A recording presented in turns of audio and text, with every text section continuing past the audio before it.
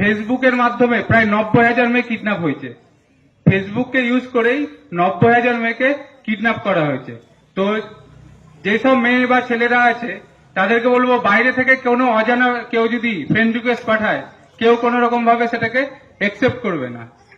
আর আরেকটা নতুন দেখা দিচ্ছে, আমাদের থানায় এসেছিল ক্লাস 6-এ পড়ে একটা মেয়ে, 12 বছর না 13 বছর বয়স, ক্লাস 6-এ পড়ে। মেয়েটার মায়ের মোবাইলে ইনস্টাগ্রাম করে। ইনস্টাগ্রাম শুনেছেন, বাচ্চারা ছোটরা করে, বড়রা অনেকে শোনেনি, ইনস্টাগ্রাম করে। মেয়েটাকে একটা অ্যাকাউন্ট থেকে ফ্রেন্ড রিকোয়েস্ট এসছে, নাম বান্ধবীর নাম করে একটা রিকোয়েস্ট এসছে, বন্ধু এসছে। এবার সেটাকে কি করেছে, একসেপ্ট করেছে, যে আমার বান্ধবী তো আমাকে ফ্রেন্ড রিকোয়েস্ট পাঠিয়েছে, আমি এটা একসেপ্ট করি।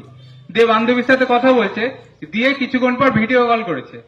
তো মেয়েটা ভিডিও কল ধরেছে, যে বান্ধবী আমাকে ভিডিও কল করছে, আমি ভিডিও কলটা ধরি।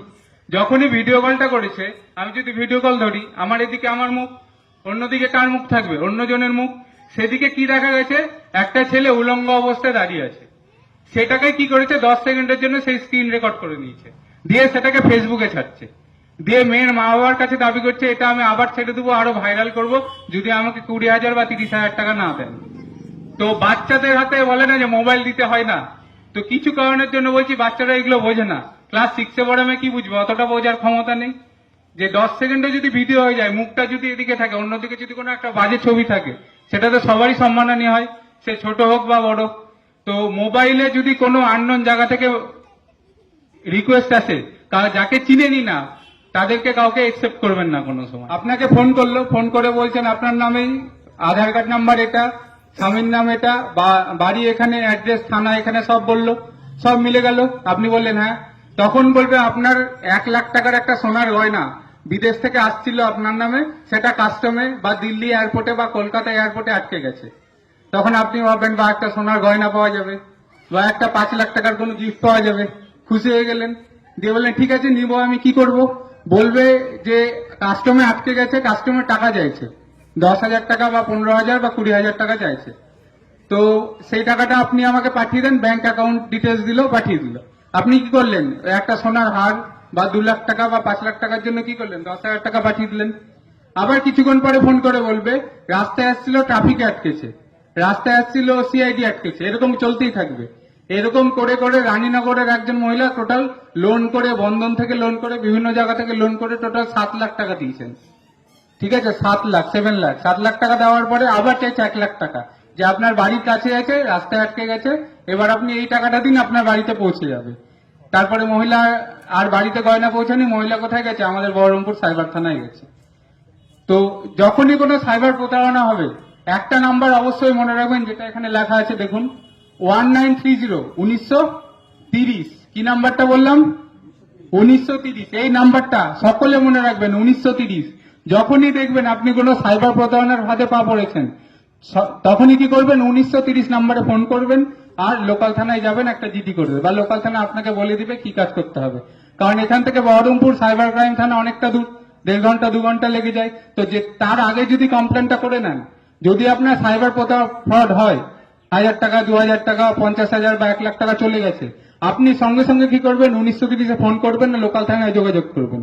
কারণ যত তাড়াতাড়ি 1 ঘন্টার মধ্যে কমপ্লেন করতে পারলে আপনার টাকা আটকে থাকবে। যদি 2 ঘন্টা, 3 ঘন্টা, 4 ঘন্টা হয়, টাকা কিন্তু বেরিয়ে যাবে। সেই জন্য বলছি, সাইবার থানা যাওয়ার আগে একবার লোকাল থানায় যোগাযোগ করবেন, আর 1930-এ একটা ফোন করবেন। তাহলে যতটা সম্ভব 1 ঘন্টা, আধা ঘন্টার মধ্যে কমপ্লেন করতে পারলে টাকাটা কি হবে, আটকে যাবে। আরেকটা নতুন টপিক এখন খুব চলছে, গোটা ইন্ডিয়া জুড়ে চলছে, ফোনে কথা বলতে গেলেও দেখবেন ফোনে কিছুক্ষণ ধরে বলছে, সেটা কি ডিজিটাল অ্যারেস্ট। নাম শুনেছেন? এবার ডিজিটাল অ্যারেস্ট এটা মেনলি হচ্ছে কোথায়, মেন টাউনে যেখানে ওই কোটিপতি, প্রচুর পয়সাওয়ালা বিজনেসম্যান বড় বড় হচ্ছে, তাদেরকে এটা হচ্ছে। আমারই নিজেরই একটা কেস আছে বহরমপুর সাইবার থানায়। একজন স্কুল টিচার, রিটায়ার্ড হয়েছে জাস্ট, ওনাকে ফোন করেছে, ফোন করে বলছে আপনার আধার নাম্বার এটা, আপনার ফোন নাম্বার এটা, আপনার 15টা ব্যাংক অ্যাকাউন্ট আছে। বলেছে হ্যাঁ, ওই ব্যক্তির 15টা ব্যাংক অ্যাকাউন্ট আছে।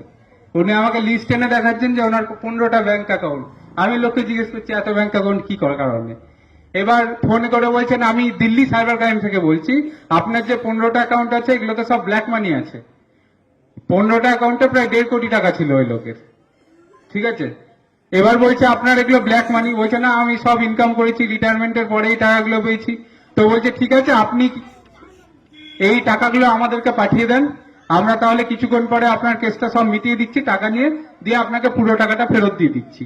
এবার এই যে কথাবার্তাগুলো চলছে এগুলো সব হবে ভিডিও কলে, আপনার সামনে ধরে রাখবে, ইউনিফর্ম পরে থাকবে, আমার বা স্যারদের মতো যা ইউনিফর্ম দেখতে পাচ্ছেন সেম ইউনিফর্ম পরে থাকবে। পুলিশ কখনো আপনাদেরকে কাউকে ভিডিও কল করেছে থানা থেকে যে আপনি একটু থানায় দেখা করে যান, বা আপনাকে এটা অ্যারেস্ট ওয়ারেন্ট পাঠানো হচ্ছে, কোনো সময় ভিডিও কল করেছে? কোনোদিনও করেনি। কারো এসছে কি এখানে ভিডিও কল থানা থেকে? কোনোদিনও আসেনি।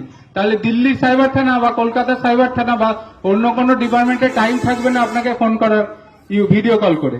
কিন্তু এই ক্ষেত্রে কি করবে, আপনাদেরকে ভিডিও কল করবে। ভিডিও কলে আপনাকে সবসময় রাখবে, ভিডিও কল কাটতে দিবে না।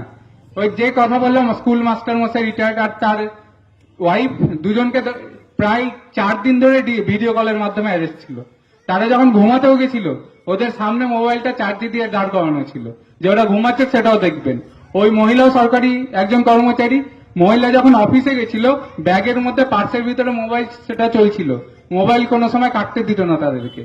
দিয়ে এইভাবে অ্যারেস্ট করার 4 দিনের মাথায় প্রথমে 24 লাখ, তারপর 44 লাখ, তারপরে 26 লাখ টাকা দিয়েছে। টোটাল 90 লাখ টাকা দেওয়ার পরেও ভিডিও কলে কথা বলছে। দিয়ে সেই মুহূর্তে আমাদের সাইবার থানায় দৌড়ে এসছে, দিয়ে আমাকে বলছে স্যার এই যে পুলিশ থেকে থানা থেকে ফোন করছে। আমি দেখছি হ্যাঁ ইউনিফর্ম পরে একজন আছে, সঙ্গে সঙ্গে সেটা কেটে দিয়েছি, তারপরে সেটা কেস হয়েছে। এবার যে আমরা যে 1930-এ ফোন করেছি, কিন্তু তিনি 2 দিন পরে এসছে, টোটাল 90 লাখ টাকা দেওয়া কমপ্লিট, তার 2 দিন পরে আমাদের কাছে এসছে, আমাদের কাছে আর কিছু করার নেই। এবার সেটা কেস তদন্ত চলছে, তারপর সেটা টাইমের সাথে কি হবে সেটা দেখা যাবে। তো এই গ্রামের দিকে এটা কম হয়, এটা মেনলি বড় বড় শহরে। দিল্লিতে সবচেয়ে বড় হলো, দিল্লিতে একজন 1.5 কোটি টাকা দিয়েছে, ডিজিটাল অ্যারেস্টের শিকার হয়ে 1.5 কোটি টাকা দিয়েছে। এটা গ্রামের দিকে কম, শহরের দিকে বেশি।